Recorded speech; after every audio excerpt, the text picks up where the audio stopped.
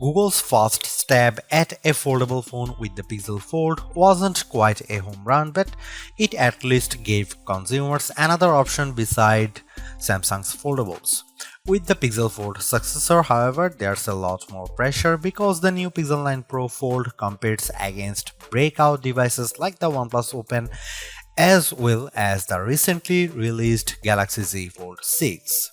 Using this opportunity to improve upon the shortcomings of last year's Pixel Fold, Google has given its newest notebook-style foldable phone an extreme makeover as well as a name change to better align with the other Pixel 9 phones in its lineup.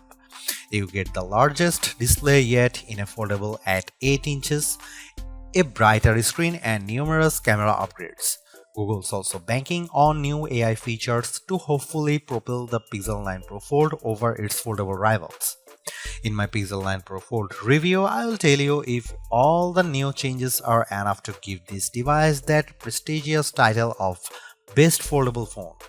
Now that the novelty of foldables has dissipated, it's going to take the Pixel 9 Pro Fold a whole lot more than just flexing to convince people it's worth the money. Almost instantly the moment I first saw it, I thought to myself that this should have been the original design for the Pixel Fold.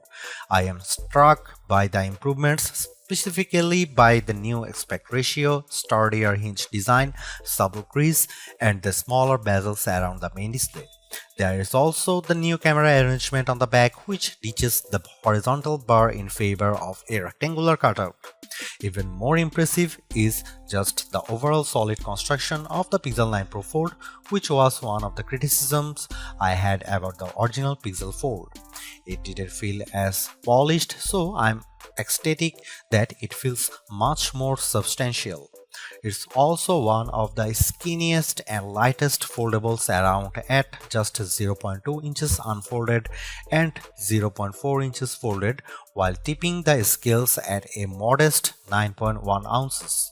Everything about the design of the Pixel Fold 9 Pro is fantastic, including its IPX8 rating, but it is still shy of matching the stylish looks and incredible construction of the OnePlus Open.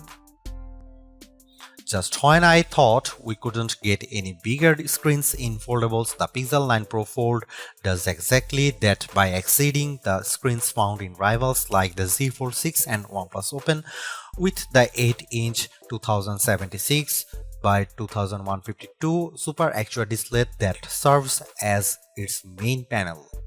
The OLED-based screen looks stunning, crisp, and detailed like it should for its price. I much prefer its size this time around thanks mainly to how the Pixel 9 Pro Fold's outer 6.3-inch AQUA display sports a 20:9 aspect ratio, which makes the inner screen more square when unfolded.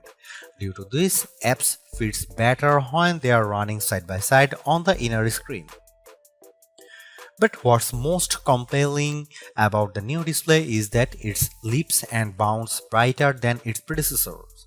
In our benchmark testing, the 8-inch Super AQUA display hits a peak brightness of 2319 nits, more than double the Pixel Fold's brightness, which is an impressive amount. Sure, it doesn't quite reach Google's claim of 2700 nits, but it's close.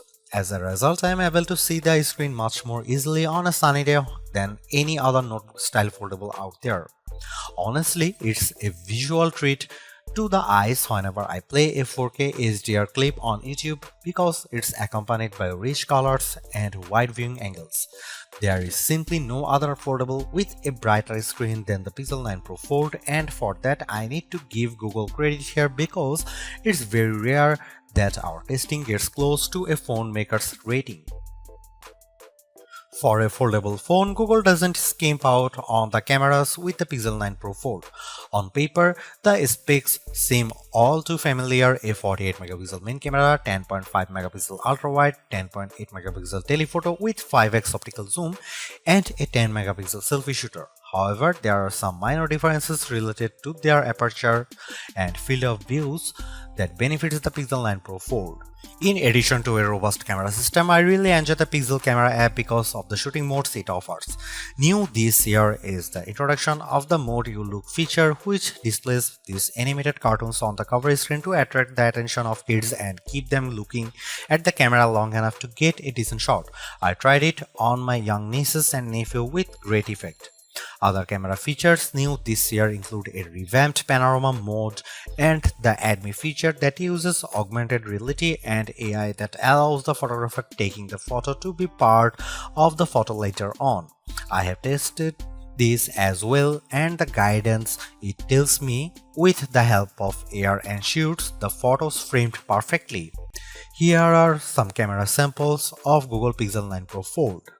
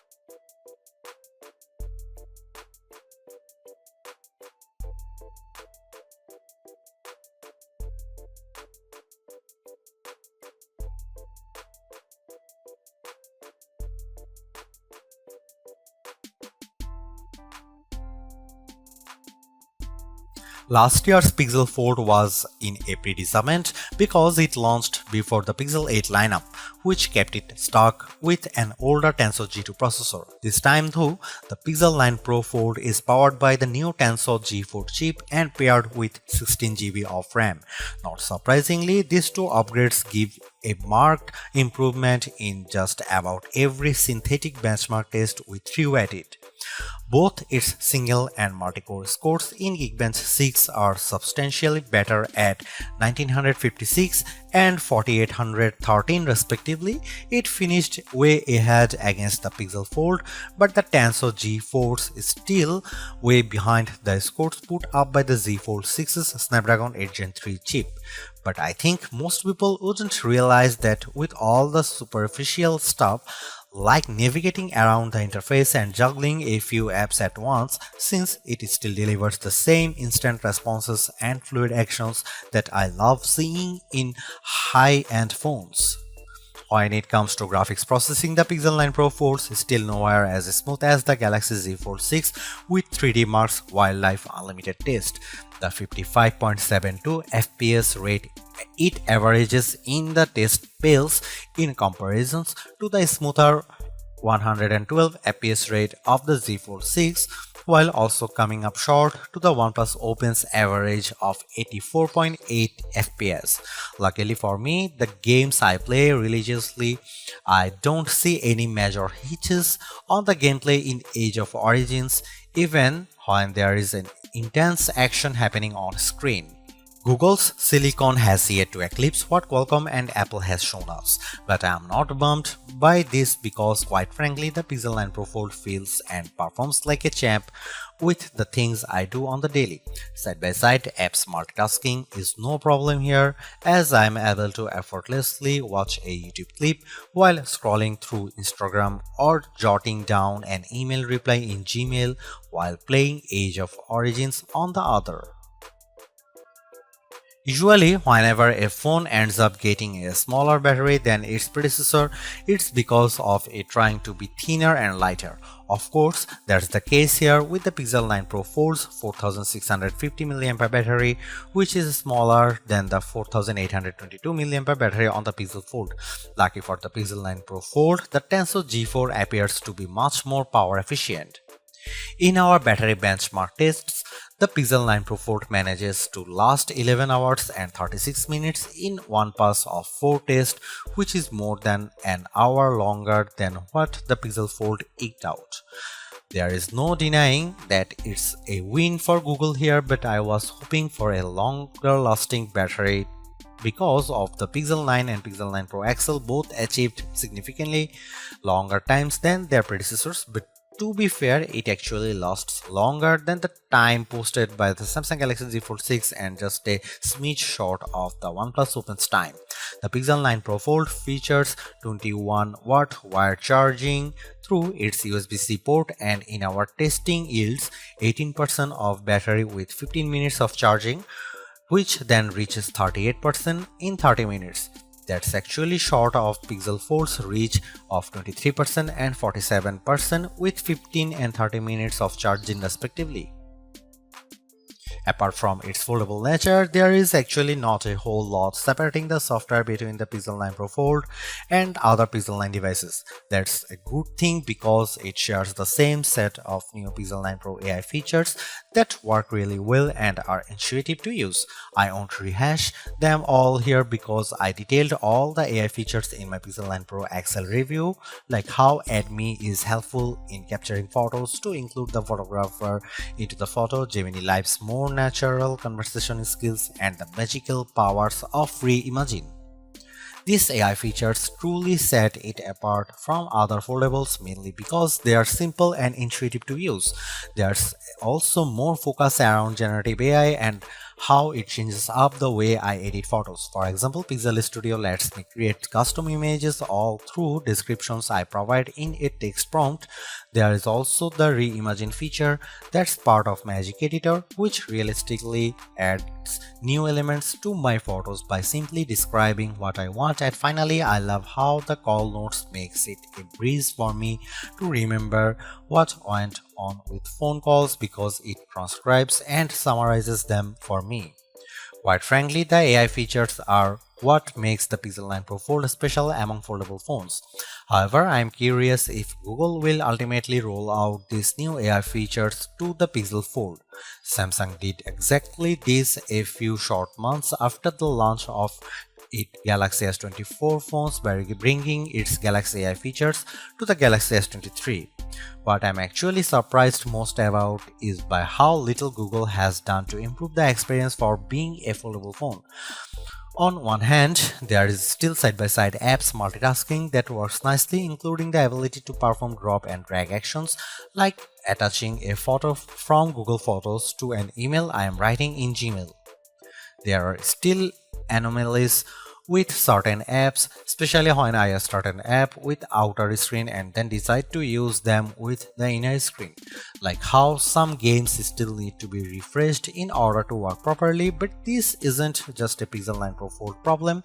There is also no movement to how it multitasks with its main display, which is still done by bringing up the taskbar by swiping from the bottom edge of the screen.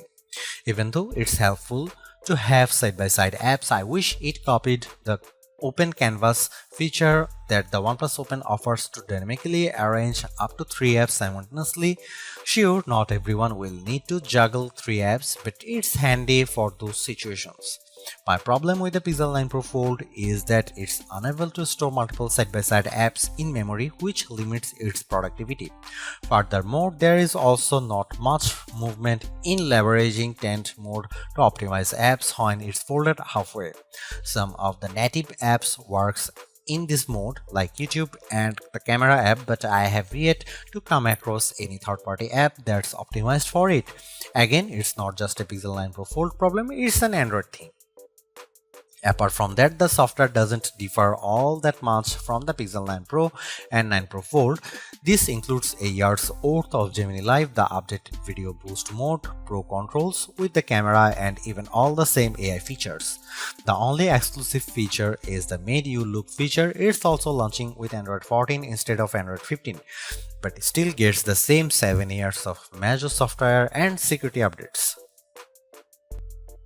Seriously, this is exactly what the original Google Fold should have been from the start, because the Pixel 9 Pro Fold is much more polished in every way.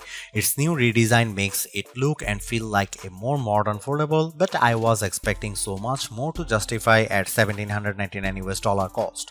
All of the new AI features certainly elevate its worth, but it would have been much more satisfying to see it getting more exclusive features just to give it a bit of distinction over the slate Pixel 9 Pro models. I am also disappointed that the camera upgrades are minimal at best and how the overall software experience doesn't change all the much functionality. Google addresses many of the shortcomings of the original, but the bar has been set higher by other foldables like the OnePlus Open and Samsung Galaxy Z Fold 6. Needless to say, it's much better than its predecessor, but it still comes up short of matching the value that its contemporaries offer.